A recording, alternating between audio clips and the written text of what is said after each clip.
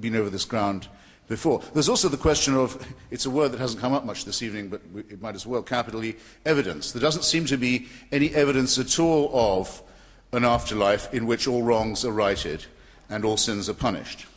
But there is a thing called law, and there is a thing called human solidarity, with which we attempt to make life more fair and more just in the only life that we know we've got.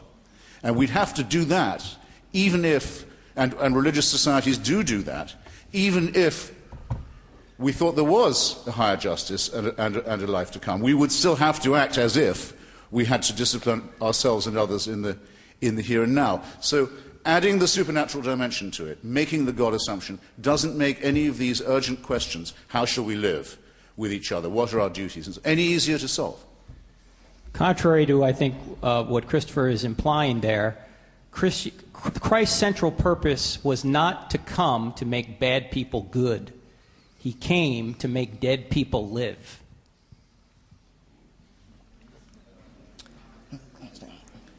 Mr. Hitchens, I was just wondering, do you believe that religion has some origin in the need for political leaders in early human civilization to instill a fear and sense of authority in the ruled classes?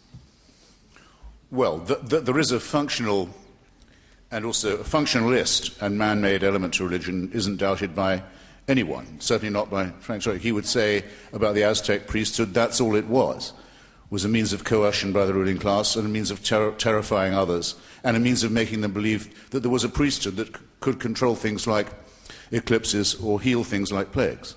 Yes, of course. When anyone looks at anyone else's religion, they see the trick being pulled easily. Everyone in this room is an atheist. There's not one of you who isn't. You don't believe in the Temple of Diana at Ephesus. You don't believe in the Egyptian Thor. You don't believe in Odin. You don't believe in Huatzicapotl or the other Aztec gods. None of you do. You're all atheists as far as that's concerned. Some of you believe that one of these is okay and is true. I just say that I'll go you one better and say I'll be an atheist and I'll be a consistent one. I'm not an atheist. I mean, I don't believe in Zeus or any of those other gods because all those other gods were inside the world. We have evidence that suggests that there's a being outside the world that created the universe. That's why I believe in him. We have time for one final question before Dr. Turek's closing statement. Usher, choose wisely. This is to Frank, but I would like Christopher's opinion on this as well. With regards to your mention of Paley's argument and your analogies, how do you grade complexity? Is there a cutoff point? And does it ever seem like you're taking credit away from the chaotic nature of chance and giving it to God? Okay, chance is not a cause. Chance is a word we use to describe mathematical possibilities. If I were to take out a coin right now and flip it, what are the chances it would come up heads? You say 50%. But what causes it to come up heads? Is it chance? No, chance doesn't do anything. What causes it to come up heads is the amount of force I put in it, the wind in the room, how high it is. If we could calculate all of those forces with precision, we could predict 100% every time whether it's going to come up heads or tails. So chance doesn't do anybody any good.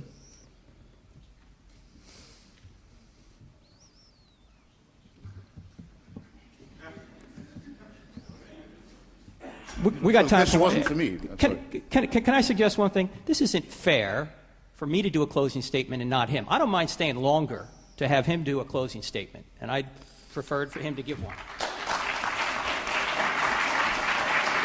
And secondly, if I'll stay for a few more questions if you want, if Christopher will as well. No. Okay, I got them to beg. First law of show business: keep them wanting more. I don't want to stay any later because I'm extremely tired and have a very early start in the morning. But I do want to, and also the moment is coming when I won't be nice to anyone who hasn't got a receipt, because this is America and I have product to move. Go ahead. Look, so I think if you want a closing statement from me, I'll keep it very brief. I haven't had. This will be. I can't remember now how many public events this would count as. No one has even attempted to answer my central question, which is this. Why is there any reason to believe that I must be a less ethical person or have less morality available to me because I do not believe in a supernatural dictatorship?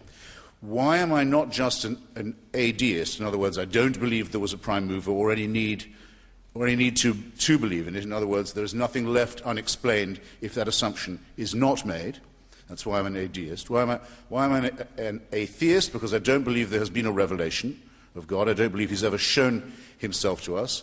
I think that the books in which this is claimed to have occurred are self-evidently man-made and show many, many signs of contradiction, of fabrication, of myth and legend, and of having been, as H.L. Mencken bluntly puts it, tampered with, and also because they cannot all be true, and they set people at odds with each other. I was once told by I was asked a question in turn by a famous religious broadcaster on the air. He said, you have to imagine the following. You are in a strange city, and it's late in the evening, and you don't know anyone, and you don't know your way around, and the night is coming on, and you see coming towards you a group of men. Now he says, you must answer this question. He said, do you feel better or worse, happier or less happy, safer or less safe, once you know that these men are coming from a prayer meeting? In my book, I try and answer the question.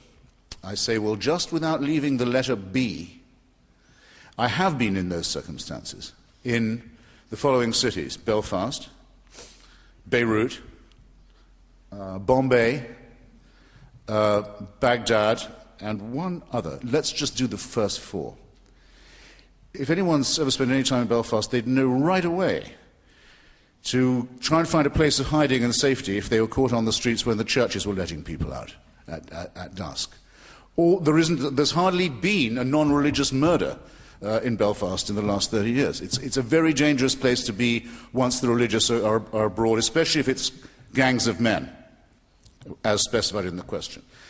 Everything about Beirut could be absolutely wonderful. It's a jewel of a city on the eastern end of the Mediterranean.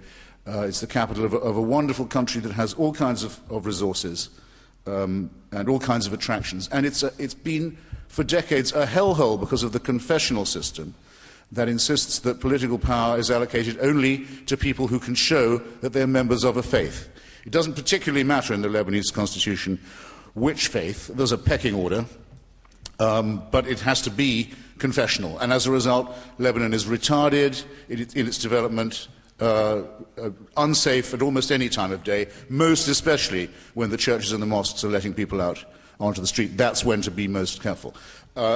To say that this was true in Belgrade and to say what effect religion had in the breakup of Yugoslavia, there is no ethnic difference between being a Serb and a Croat, for example, none whatever. It's a difference only between being Eastern Orthodox in the case of the Serb and Roman Catholic in the case of the Croat. And that's a killing matter. All across Western Herzegovina and Bosnia and larger tracts of the rest of the country, as soon as the churches started to let people out, having preached their doctrine about the heretical nature of the other Christians, the other believers, every kind of mayhem was let loose. Again, I say, this is not done in the name of God, as people say. It's not done in the name of religion. That's not an out that I think can be offered. It's done because of religion. It arises because of the very preachments that are in the text. And it relies ultimately and derives ultimately from the servile belief that our problems can be solved if we will only refer them upward to a supernatural despotism, to a dictator whose verdicts cannot be challenged, to a dictator who, so far from giving us free will, says we can be convicted of thought crime, sentenced to an eternity of punishment for things we may have thought in our sleep or thought and not yet done. As I say, I'll close on this, the emancipation of humanity demands first and foremost the emancipation of the idea of a supernatural dictator. Thank you.